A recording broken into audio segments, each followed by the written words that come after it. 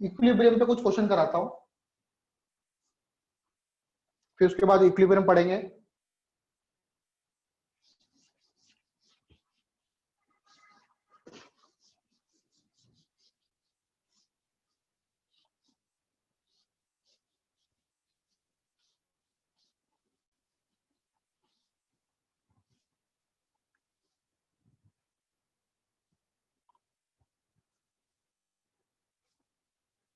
Question देखो,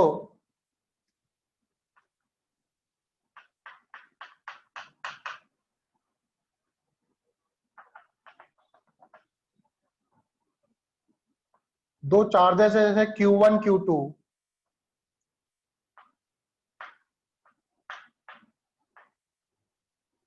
Q1 मास है m, इस पे भी चार्ज Q2 है, मास m है। सपोज करो ये एंगल बना रहा है वर्टिकल से θ1, ये वर्टिकल से θ2। दो चार्जेस है, दोनों एक ही पॉइंट से सस्पेंडेड है, दोनों स्ट्रिंग की लेंथ जो है वो सेम लेंथ है, दोनों का मास सेम है, लेकिन दोनों बॉडी पे चार्जेस अलग अलग है। एक पे Q1 है, दूसरे पे Q2 है। एक θ1 एंगल बना रहा है, दूसरा θ2 एंगल बना रहा है। क्वेश्चन मुझे से पूछ लिया क्या, which of the following is right, which of the following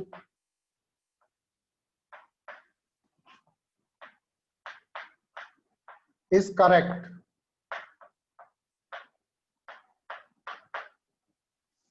option दे दिया आपको, option A θ1 is greater than θ2, option B दे दिया θ1 is less than θ2, option C दे दिया θ1 equal to θ2, and option D दे दिया नन ऑफ दिस। तो क्या आंसर होना चाहिए इसका?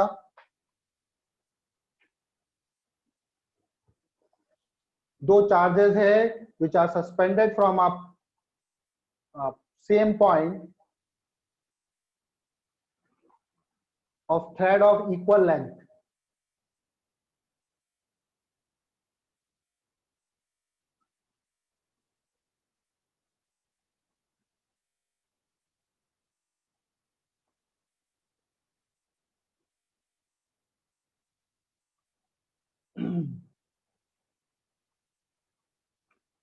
तो बताओ क्या ऑप्शन हो सकता है इसके? चलो देखो इधर सॉल्व करते हैं इसको। ये चार्ज, इस चार्ज पे फोर्स लगा रहा है इस तरफ, दैट इज एफ ई बोल देता हूं मैं इसको। इलेक्ट्रोस्टैटिक फोर्स इधर लग रहा है, और एफ ई की वैल्यू मान लो इनके बीच की डिस्टेंस है आर। तो इस पे इलेक्ट्रोस्टैटिक फोर्स लग रहा है F E, that is K Q square by R square. So Q square नहीं आएगा, के Q1 Q2 by R square. ये वाला चार्ज पे इधर की तरफ फोर्स लगा रहा होगा, अगेन ये भी एफ ई फोर्स लगाएगा। ये कितना हो जाएगा, के Q1 Q2 by R square. और नीचे इस पर mg फोर्स लग रहा है, और इसका भी मास सेम है, तो इस पे भी mg फोर्स लग रहा है। तो दोनों का हॉरिजॉन्टल फोर्सेस सेम है, दोनों के वर्टिकल फोर्सेस सेम है। इसका मतलब दोनों जो एंगल सब्टेंड करेंगे वो भी सेम एंगल ही सब्टेंड करेंगे। तो जो एंगल सब्टेंड करते हैं वो चार्जेस पे डिपेंड नहीं करता, वो किस पे डिपेंड करता है, मासेस पर। तो इसका ऑप्शन होगा सी, θ1 इक्वल होगा θ2, क्योंकि इस पे भी हॉरिजॉन्टल में एफ ई फोर्स लग रहा है, वर्टिकल में mg फोर्स लग रहा है। इस पे भी हॉरिजॉन्टल पे एफ ई फोर्स लग रहा है और वर्टिकल पे mg फोर्स लग रहा है। तो दोनों के दोनों जो हो गए सेम एंगल सब्टेंड करेंगे, θ1 इक्वल टू हो जाएगा θ2 के। आई बात समझ में? यस। ठीक है। अब अगर क्वेश्चन को थोड़ा उल्टा कर देते हैं,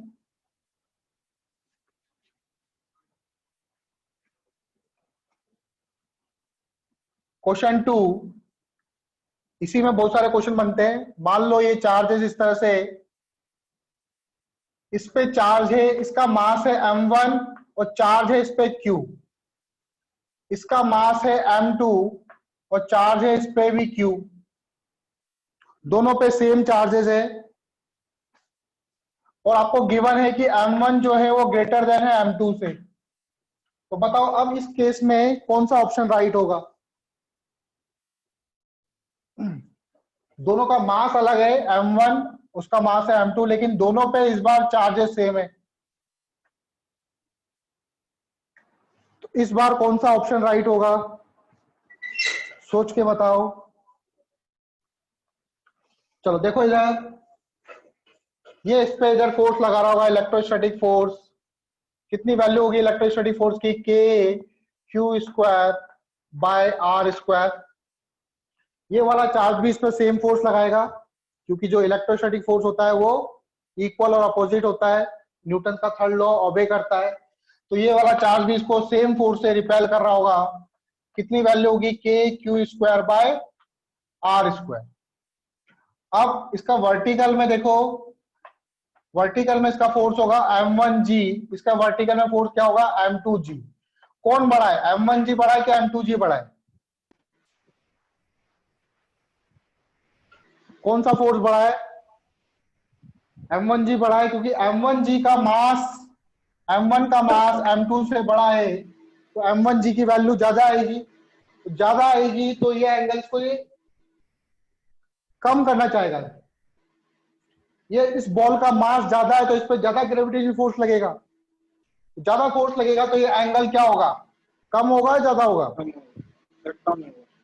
तो θ1 इज लेस देन θ2 होगा। इसका ऑप्शन है राइट आपका बी। ठीक है, तो एंगल्स किस पे डिपेंड करते हैं? एंगल्स इसमें, इस केस में जो एंगल्स डिपेंड करेगा, डिपेंड ऑन मासेस। मासेस के पे डिपेंड करेगा। मास ज्यादा, एंगल कम। ठीक है, एंगल नॉट डिपेंड ऑन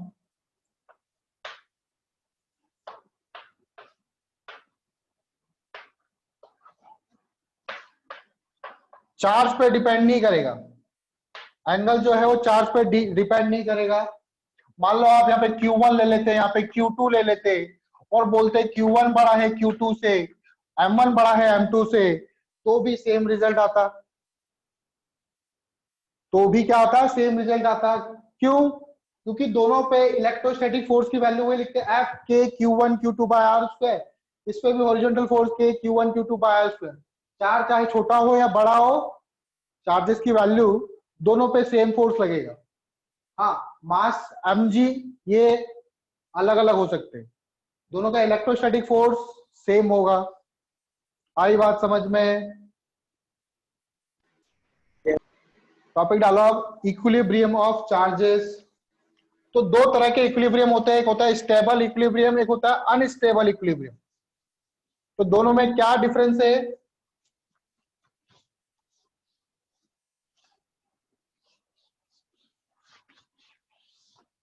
एक होता है स्टेबल इक्विलिब्रियम और एक होता है unstable equilibrium.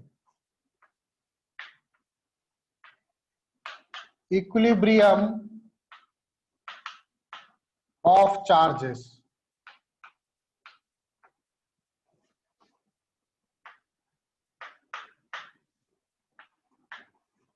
Equilibrium of charges.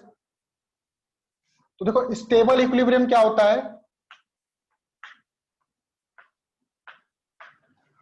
Stable equilibrium, अगर बॉडी को मैं उसकी मीन पोजीशन से डिस्प्लेस करता हूं, इक्विलिब्रियम का मतलब क्या होता है कि एफ नेट उसका जीरो होगा,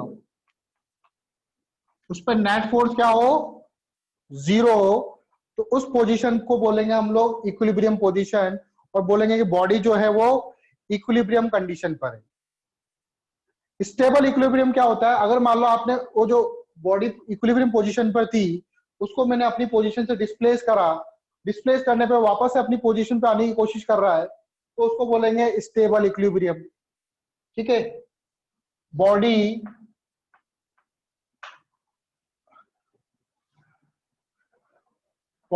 try to come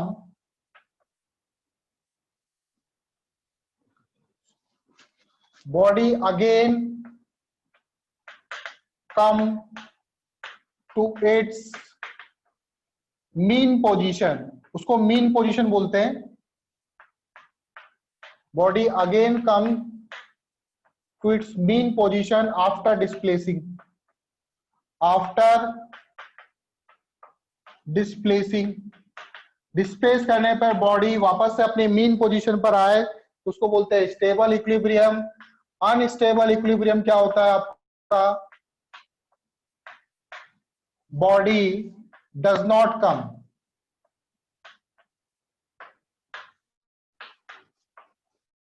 it's mean position, अपनी मीन पोजीशन पे दोबारा नहीं आती आफ्टर डिस्प्लेसिंग.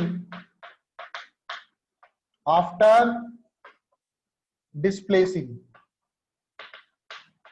तो उसको बोलते हैं हम लोग अनस्टेबल इक्विलिब्रियम पे. ठीक है, जैसे मान लो ये इस तरह का बाउल है, यहां पर अगर मैं कोई बॉल ले ली मैंने, उस बॉल को ऐसे डिस्प्लेस करूंगा, यहां पे लेके आऊंगा, फिर यहां से छोड़ूंगा तो वापस क्या होगा, ऐसे ऐसे करके वापस से यहां पर आके रुक जाएगा. तो ये कैसा इक्विलिब्रियम हुआ? स्टेबल इक्विलिब्रियम हुआ. यहां पर अगर कोई बॉल है, अभी इस पे कोई भी फोर्स नहीं लग रहा, रुका हुआ है आराम से, इसको मैंने थोड़ा सा डिस्प्लेस करा, अपनी पोजीशन में धक्का मारा, तो ये क्या करेगा? नीचे चला जाएगा. तो ये किस तरह का इक्विलिब्रियम हुआ? ये अनस्टेबल इक्विलिब्रियम हुआ और ये स्टेबल इक्विलिब्रियम हुआ. ठीक है, अब देखो चार्जेस में कैसे स्टेबल और अनस्टेबल इक्विलिब्रियम करेंगे हम लोग. तो पहले लिखो stable equilibrium. Stable equilibrium charges में देखो, पहला case if displace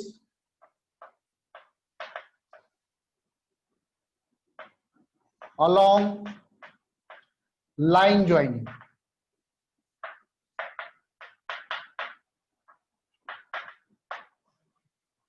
If displays along line joining, दोनों चार्जेस है जिसको उसके लाइन के अलोंग हम उसको डिस्प्लेस कर रहे हैं. तो देखो मान लो यहाँ पे Q चार्ज रखा हुआ है और यहाँ पे Q चार्ज रखा हुआ है. ठीक है, अब इनके बीच में एक Q चार्ज रखा हुआ है, तो ये वाला इस पे इधर फोर्स लगाएगा, इसको 1 नंबर का चार्ज बोल दो, इसको 2 नंबर का चार्ज बोल दो. तो F1 इधर लग रहा है, दोनों की वैल्यू सेम है ना, ये इस पे इधर फोर्स लगा रहा है F2, और F1 F2 बराबर होंगे क्योंकि ये इसके मीन पोजीशन पर है. यहां से डिस्टेंस L है, यहां से भी डिस्टेंस कितनी होगी? L ही होगी. ठीक है, तो दोनों को डिस्प्लेस करेंगे हम लोग इसको. अब इसको मैं डिस्प्लेस करूंगा यहां पर, ये Q चार्ज है, इसको मैंने थोड़ा सा डिस्प्लेस करा, ये इसकी मीन पोजीशन थी, यहां पे लेके आ गया. अब ये इस पे इधर फोर्स लगाएगा, फोर्स की वैल्यू चेंज हो जाएगी F1 डैश, और ये इस तरह फोर्स लगाएगा, दैट इज F2 डैश. बताओ कौन सा फोर्स बड़ा होगा? F1 डैश बड़ा होगा कि F2 डैश बड़ा होगा? अगर मैंने इसको यहां से उठा के यहां पे ले आया, इस पॉइंट पे ले आऊंगा, तो ये वाला चार्ज को रिपेल कर रहा है, वो वाला चार्ज भी इसको रिपेल कर रहा है, मतलब यहां कहीं आ गया. तो अब बताओ F1 डैश की वैल्यू बड़ी होगी कि F2 डैश की? F1 डैश की बड़ी होगी. F1 डैश की वैल्यू बड़ी होगी. ये चार्ज इसको धक्का देने की कोशिश करेगा, तो ये वापस से अपनी कहां पर आएगा? मीन पोजीशन पर आएगा, नहीं की कोशिश करेगा. फिर चार्ज यहां पर आ गया, वापस से ये इसको धक्का देगा, तो इस तरह से ऑसिलेट करेगा, और ऑसिलेट करते करते फाइनली यहाँ पे आके रुक जाएगा. तो ये किस तरह का इक्विलिब्रियम हुआ? Stable equilibrium. पार्टिकल वापस से अपनी पोजीशन पे आने की कोशिश कर रहा है. बात समझ में आ रही है? ये पोजीशन क्या है? Mean position.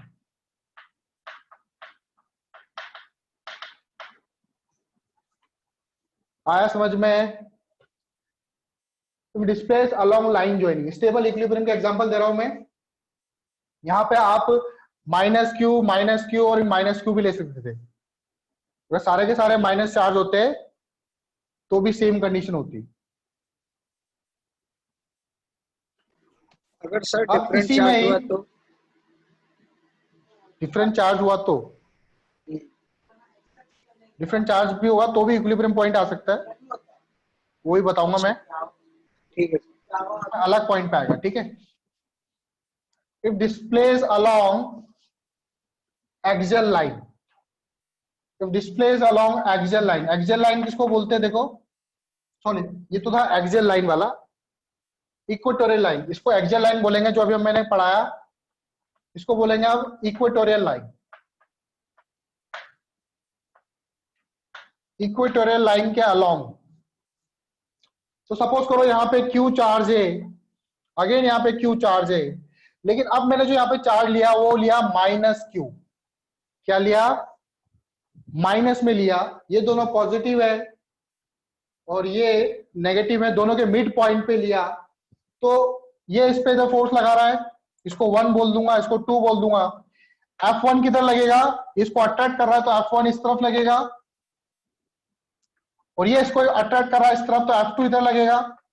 F1 equal to क्या होगा, F2 के, क्योंकि दोनों चार्जेस सेम मैग्नीट्यूड के, Q ये इधर भी Q, और दोनों के मिड पॉइंट पे ये रखा हुआ है, तो दोनों पे इक्वल फोर्स लगेगा। अब मैं इसको डिस्प्लेस करूंगा कहां पर, इक्वेटोरियल लाइन, इक्वेटोरियल लाइन ये वाली लाइन होती है, इसे इक्वेटोरियल लाइन बोलते हैं, और इसे बोलते हैं एक्सियल लाइन। तो इक्वेटोरियल लाइन के अलोंग मैंने इसको डिस्प्लेस करा, मान लो माइनस क्यू चार्ज यहां पर आ गया,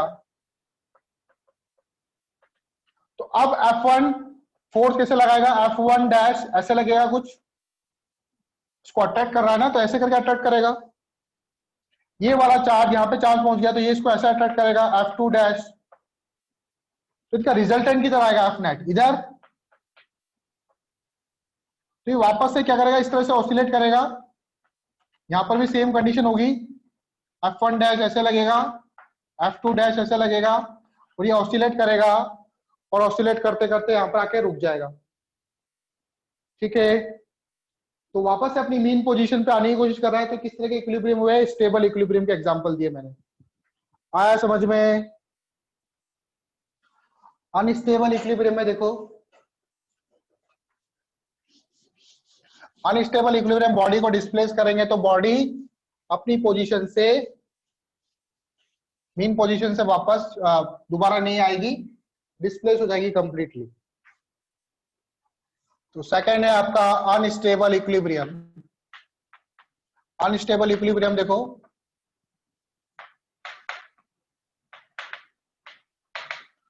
तो पहले हम लोग इसमें करेंगे first, if body along equatorial line या अलोंग एक्सियल लाइन,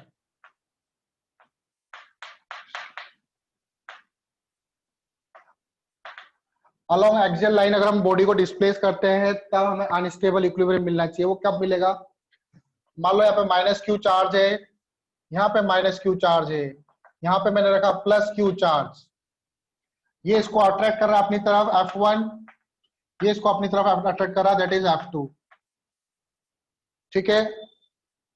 ये 1 था, ये 2 था। अब मैंने इसको डिस्प्लेस करा कहां पर, यहां पे ले आया कहीं,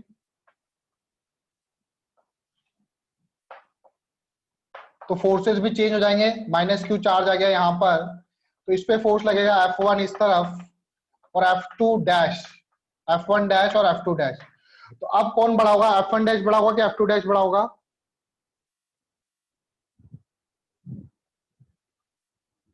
सॉरी प्लस है ना, अच्छा माइनस क्यू चार्ज लिया है, चलो यहाँ पे प्लस कर लो, इसको माइनस कर लो।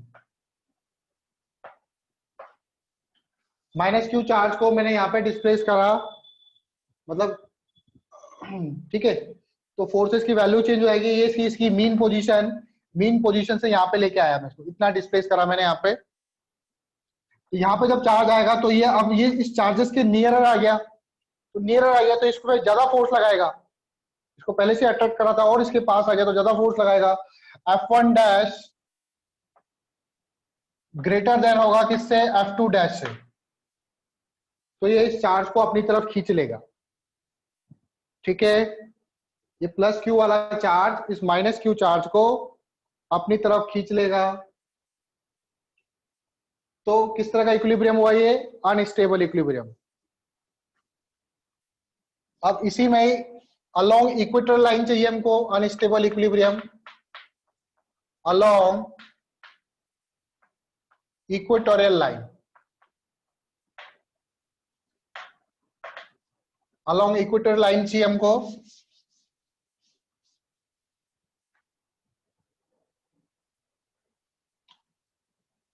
तो ये प्लस क्यू चार्ज है, इधर भी प्लस क्यू, यहां पे सेंटर पे मैंने एक प्लस क्यू चार्ज रखा और इसको डिस्प्लेस कर दिया मैंने यहां पर x दूरी पर, यहां चार्ज आ गया प्लस क्यू।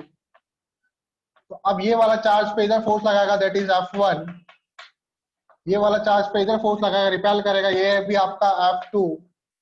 तो नेट फोर्स किधर आएगा, ऊपर की तरफ, ये आपका F नेट हो जाएगा और ये चार्ज ऊपर ही चला जाएगा, वापस नहीं आएगा। ठीक है, तो ये किस तरह का इक्विलिब्रियम है, अनस्टेबल इक्विलिब्रियम। आई बात समझ में, स्टेबल और अनस्टेबल इक्विलिब्रियम। तो टॉपिक डाला how to find equilibrium points.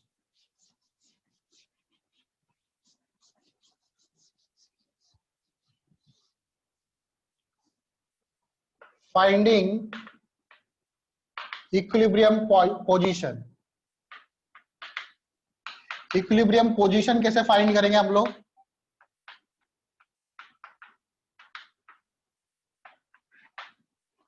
तो पहला है फॉर लाइक चार्जेस।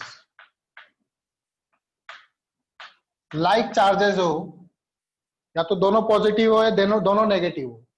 अच्छा, प्लस क्यू चार्ज है, प्लस क्यू चार्ज है, प्लस 9Q ले लेता हूं। एक प्लस क्यू है, एक माइनस 9Q है। कहां पे चार्ज रखूं कि वो इक्विलिब्रियम पे आए, कहां पे रखूं? वो चार्ज कुछ भी हो सकता है, नेगेटिव भी हो सकता है, पॉजिटिव भी हो सकता है। मान लो आपके पास क्यू चार्ज लिया, आपने यहां पे रखा, ये प्लस क्यू है, ये वाला इस चार्ज को रिपेल करेगा, ये वाला चार्ज भी इसको रिपेल करेगा, तो यहां पे तो इक्विलिब्रियम पॉइंट नहीं आ सकता। यहां पर इस तरफ भी ये वाला चार्ज रिपेल कर रहा है, ये वाला चार्ज भी इसको रिपेल कर रहा है, तो यहां पर भी इक्विलिब्रियम पॉइंट नहीं आ सकता। कहां पर आएगा, इन दोनों के बीच में ही कहीं आएगा। मान लेते हैं इनके बीच की डिस्टेंस थी पहले L डिस्टेंस थी, L डिस्टेंस थी,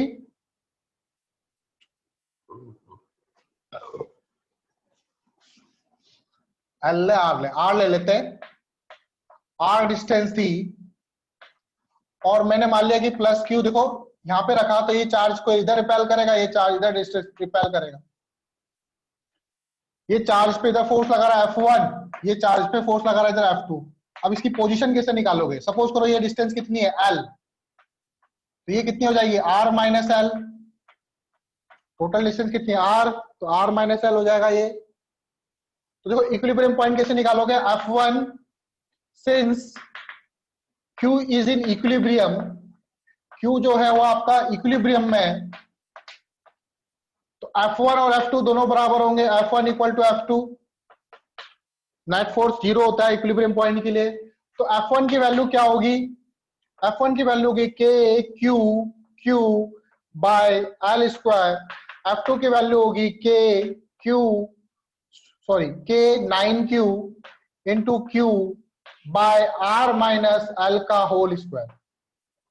K कैंसिल, Q से Q कैंसिल, कैपिटल Q से capital Q cancel, cross multiply करोगे R माइनस L का whole square equal to 9L square. Under root कर दो, इधर हो जाएगा R माइनस L, इधर हो जाएगा 3L, L को इधर ले जाओ, क्या हो जाएगा 4L equal to R, L equal to हो जाएगा R/4। तो मतलब आपका डिस्टेंस पोजीशन निकल गया, किस पोजीशन पर इक्विलिब्रियम पॉइंट निकलेगा, तो L/4 डिस्टेंस पे इक्विलिब्रियम पॉइंट मिलेगा। तो याद रखो जब भी लाइक चार्जेस होते हैं तो उनका इक्विलिब्रियम पॉइंट, अब देखो L/4 किसके नियरर है, छोटे वाले चार्ज के, बड़े वाले चार्ज के, तो छोटे वाले चार्ज के नियरर आएगा, जिसका मैग्नीट्यूड कम है उसके नियरर आएगा। तो लाइक चार्जेस में, इसको रब कर रहा हूं मैं, पॉइंट लिख लो, फॉर लाइक चार्जेस, जब भी चार्जेस लाइक चार्जेस होंगे, equilibrium point comes in between them, उनके बीच में आएगा, and nearer to small charge, nearer to smaller magnitude charge.